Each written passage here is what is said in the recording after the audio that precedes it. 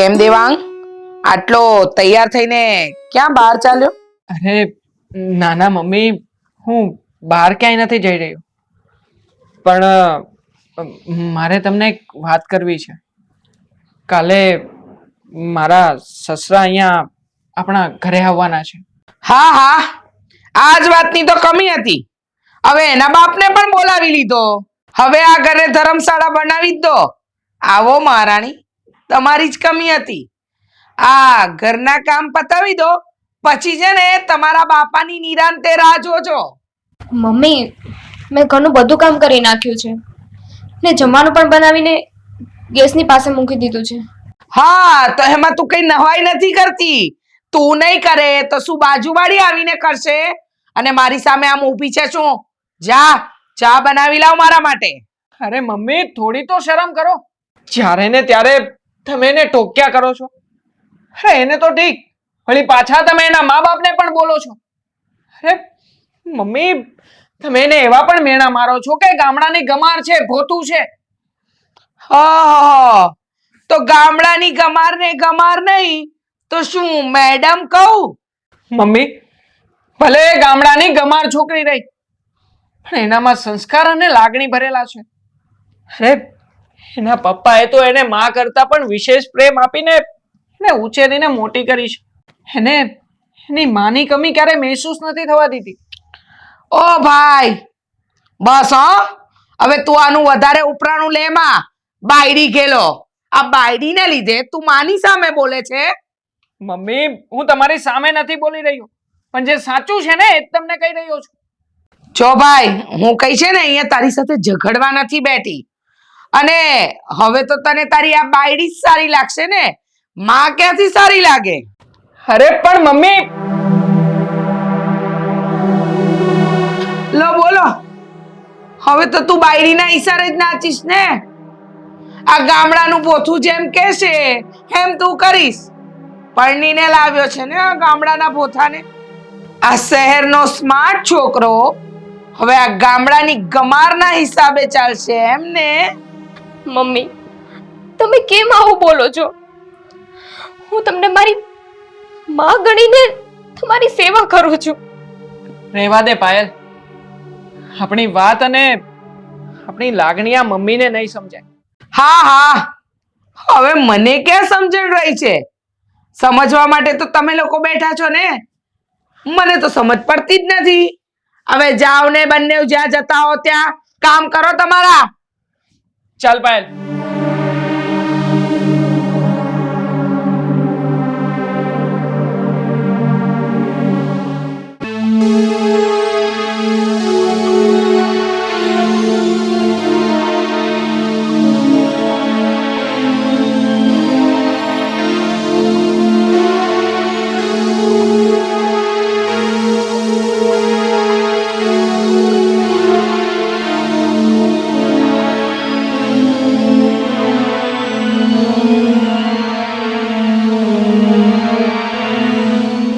આવો પપ્પા, આવો, અંદર આવો. કેમ છે પાયલ બેટા? મજામાં. બહુ દિવસે મારી યાદ આવી ને. હા બેટા. આવી ગયા ગામડાના ગમાર.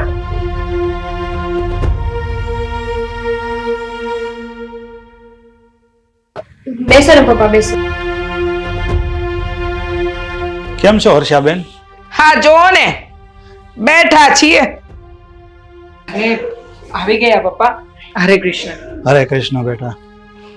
પપ્પા, હું પાણી લેતી. શાંતિથી પહોંચી તો ગયા ને પપ્પા? આમ કઈ રસ્તામાં તકલીફ તો નહોતી પડી ને? ના બેટા, આ તો હમણાં ખેતી કામમાંથી નવરો પડ્યો ને તો મને એમ થયું કે લાઈને આંટો મારતો આવું. અને આમે તે હું ઘણા દિવસથી પાયલ દીકરીને મળ્યો નહોતો ને એટલે આવ્યો. સારું થયું પપ્પા તમે અહીંયા આવ્યા.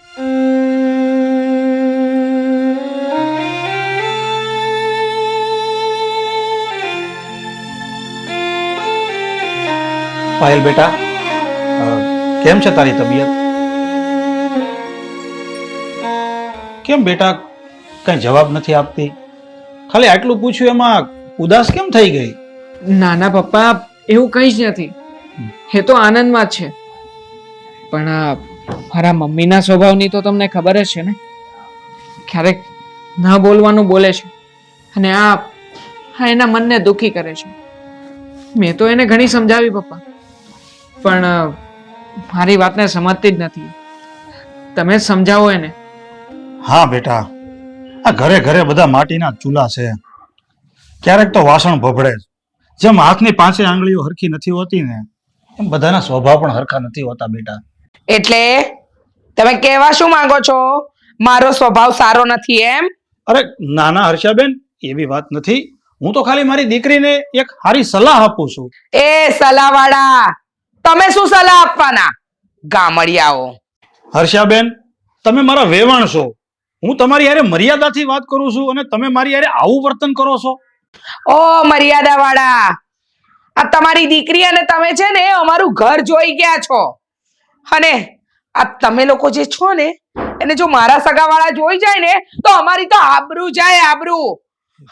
અને અમને તમારી કોઈ જરૂર નથી. આ ભેગી લેતા જાઓ આ તમારી ગામઠી દીકરીને અને સમજાવજો તમારા ઘરે જઈને તમારા ભોઠાને.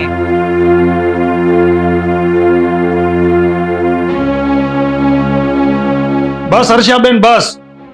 હવે અમે કઈ બોલતા નથી તો એનો મતલબ એવો નથી કે તમે મર્યાદા ચૂકીને બોલો. અરે અમારા ગામડાની લાગણીને તમે શું સમજવાના? કારણ કે તમે લોકો તો શહેરના સુધરેલા છો. હવે છે ને તમારી કોઈ લાગણી અમારે નથી સમજવી. આ ગામડાની લાગણીનું ભાષણ મારી સામે રહેવા દો અને અહીંથી હાલતા થાવ, હાલતા. બેટા, હવે પછી તારે આવા શહેરમાં આવા લોકોની ભેગું નથી રહેવાનું. અરે આવા લોકો કરતા તો આપણું ગામડું ભલું. હાલ મૂકી દે આ બધું અને અત્યારે જ તારે મારી ભેગું આવવાનું છે. લો, ચાલુ કરી દીધા બાપ અને દીકરીએ નાટક. બસ મમ્મી, બસ. મમ્મી, હું કઈ બોલતો નથી ને તો એનો મતલબ એમ નથી કે તમે આ લોકોને ગમે તેમ બોલો. અરે હું તો એટલા માટે ચૂપ હતો કે આ લોકોની સામે હું તમને બોલું ને સારું ન લાગે. પણ નહીં નહીં મમ્મી, તમે ક્યારેય નહીં સમજી શકો આ લોકોના પ્રેમ અને લાગણીને. જુઓ પપ્પા, તમે પાયલની ચિંતા ના કરશો. હું છું અહીંયા પાયલની સાથે. હું એનું ધ્યાન રાખીશ. હા બેટા, આ તમે છો ને એટલે જ મને મારી દીકરીની ચિંતા નથી. બસ આવી રીતે જ તમે સંપીને રહેજો અને સુખેથી રહેજો. હવે હું જાઉં છું. અરે પપ્પા, તમે અહીંયા આવ્યા છો તો ટક બપોરો રોકાઈને જાઓ ને. ના બેટા, મારું હવે અહીંયા રોકાવું યોગ્ય નથી. સુખી રહેજે બેટા.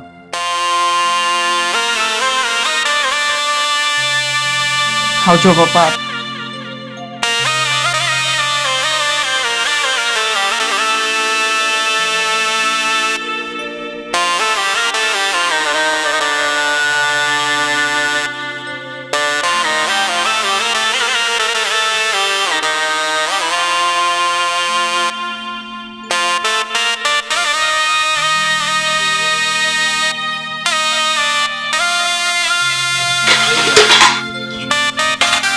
ભાભી, મારું જમવાનું બની ગયું કે નહીં? હા ભાઈ, જમવાનું બની ગયું છે. બસ 2 મિનિટમાં આપો. કેટલી વાર ભાભી? હા, ગામડાના ગવાર હોય ને આ બધું આવું જ હોય છે. હવે કંટાળી ગયો છું તમારાથી. રોજ રોજ આવું જ હોય તમારું બધું. શું થયું દીકરા? બીજું શું હોય મમ્મી? કોને ખબર ક્યાંથી લઈને આવ્યા છે ભાઈ આને. ગામડાની કોપી. જમવાનું બનાવવામાં કેટલી વાર લગાડી. મમ્મી, તમે છે ને આને કહી દો, હા ગામડું નથી શહેર છે, શહેર. અહીંયા એટલું મોડું ના ચાલે.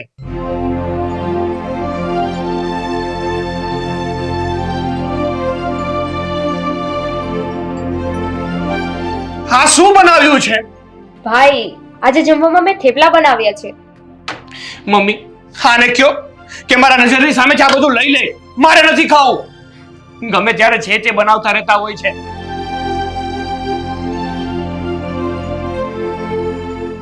આ તારું ડાચું ફાડીને શું ઊભી છો? હા, લે લઈ જા તારું જમવાનું. અને તને કોણે કીધું તું કે તું થેપલા બનાવ? તને ખબર છે ને, તને ખબર છે ને કે મારા દીકરાને રોટલી સિવાય કંઈ નથી ભાવતું. મમ્મી, દેવાંગને થેપલા બહુ ભાવે છે. એ મને કહીને ગયા હતા બનાવવા માટે. હા, દેવાંગને પણ છે ને તે તારા જેવો બનાવી દીધો છે. ગામડિયો, સાવ ગામડિયો.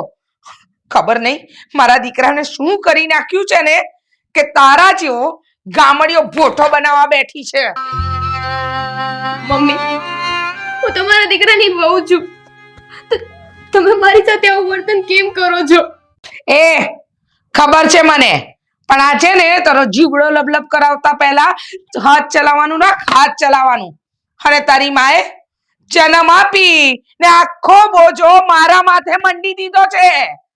આ તારા મા બાપે છે ને તને જન્મ આપીને પસ્તાતા તો હશે જ, પણ એ બિચારા શું કરે?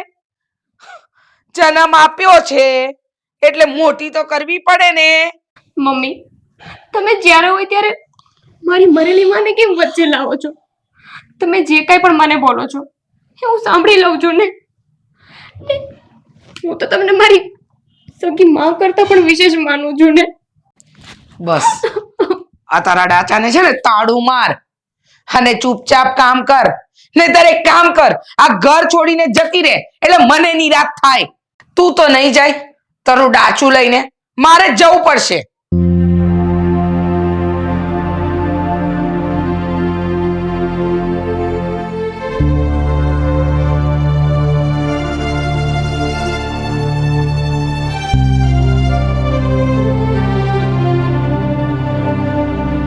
આ તારો બાપ નહીં આવે સાફ કરવા.